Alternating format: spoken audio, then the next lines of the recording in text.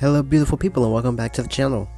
If you like content like this, make sure you hit that like button, leave a comment below, and also hit the subscribe button. And today's video was actually recommended by one of my subscribers, Roman Yomu, and my apologies if I'm pronouncing that wrong, but thank you so much for requesting this video. And if you have any videos or topics that you want me to talk about, leave them in the comments below so I can do them. And so let's get into this video.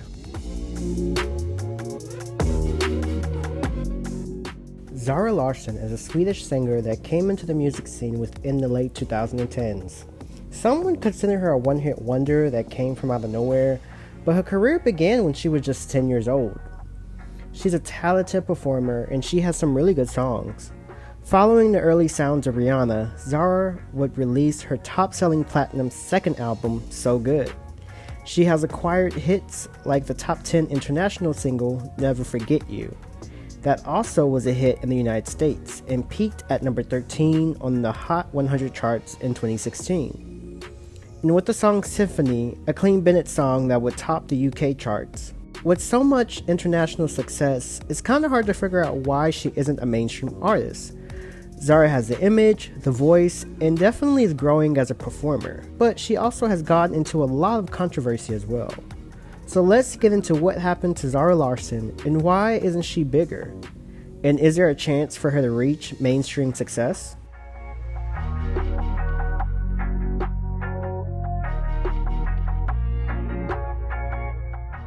Zara Larsson was born in Stockholm, Sweden.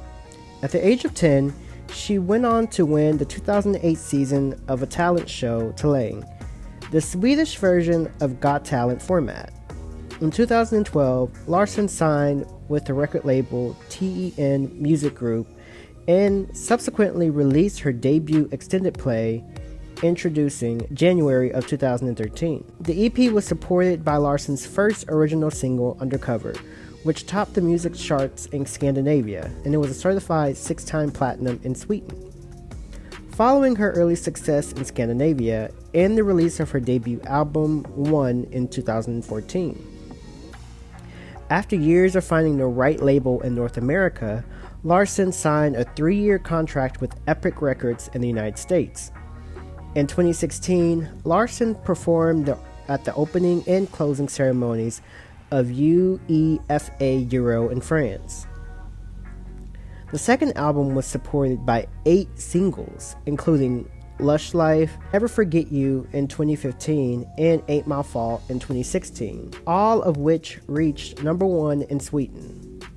Larsson's second album, So Good, was later released in 2017, March of that year.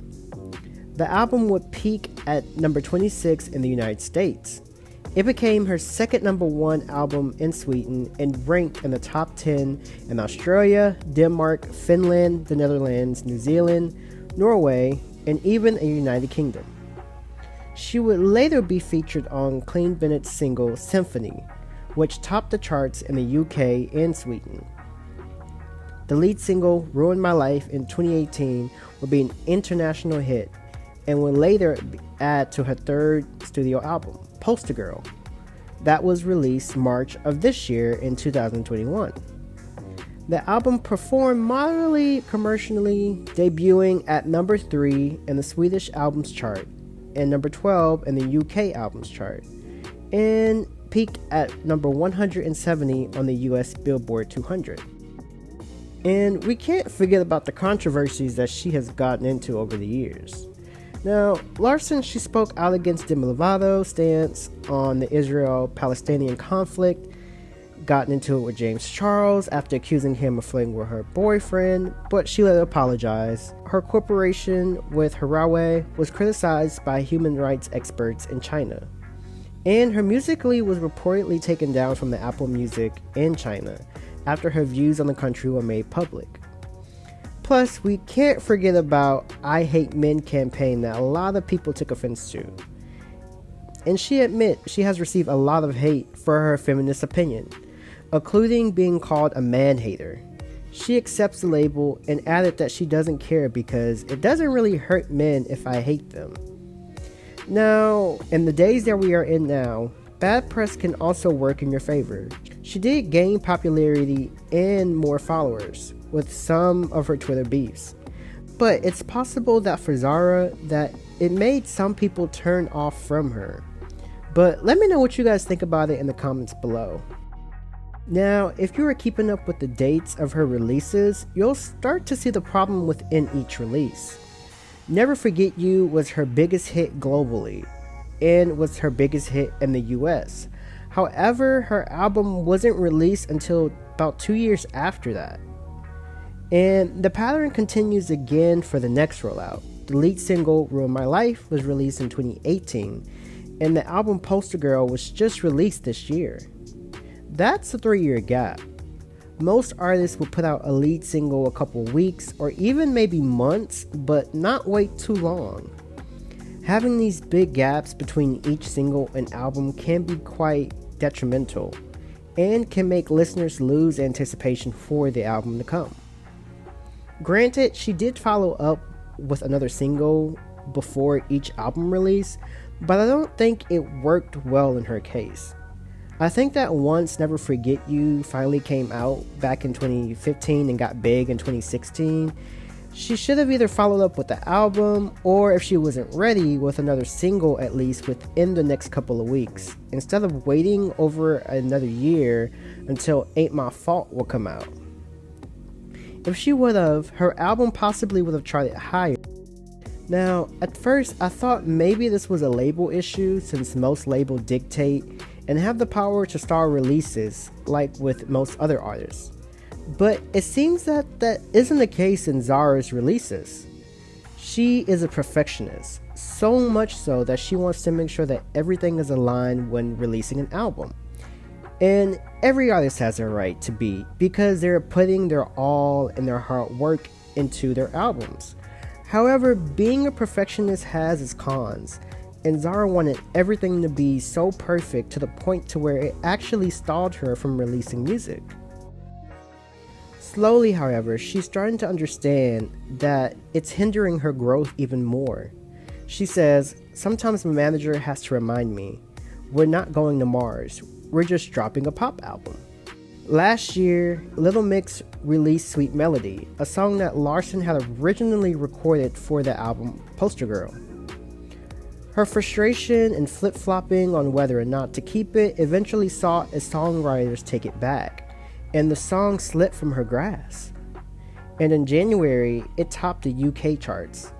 Little Mix have blazed through 2 albums in the same 4-year time frame that Larsson hasn't. Larsson says, "It's easy to sit and think, I could have done more albums in this time, but it just didn't feel right at that point," she says. "Sometimes my manager remind me that we aren't going to Mars, we're just dropping a pop album."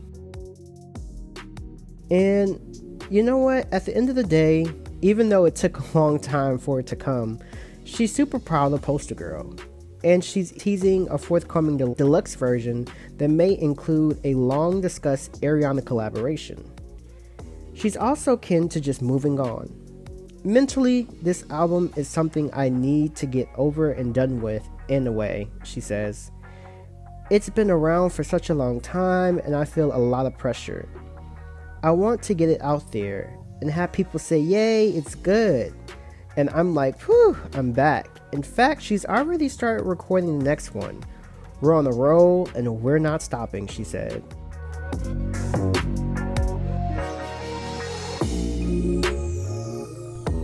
So overall, I think that Zara is very talented, and I feel like she really can be bigger, and she can also become mainstream within the United States as well. And I feel like she's becoming better as an artist as well. And controversies aside, I think she's learned from it, because she hasn't really gotten into anything controversy wise this year. And I feel like she's letting her music speak more for herself. And also, I think that she's just getting better as an artist as well, and not letting the perfectionist, take over. Especially for in today's climate, you have to keep releasing music non-stop, because everyone's releasing music almost every day now, so that's just the way things are. And I feel like she's learned from that lesson, and she's just moving forward and pressing on and trying to drop more music. And Her even getting started on the third album shows that she's continuing to press forward and trying to really speak for her artistry. So I wish Zara well, and I'm hoping to see her get bigger and only get better within her craft. So let me know what you guys think about Zara Larsson, and do you guys listen to her? Do you think she could become bigger, or do you think that it's already over for her? Or what do you guys think? Just leave a comment below and let me know what you guys think. And also, if there's any other artists you guys want me to talk about, let me know in the comments below. And make sure you guys like, comment, and subscribe. And I'll see you guys in the next video. Alright, bye guys!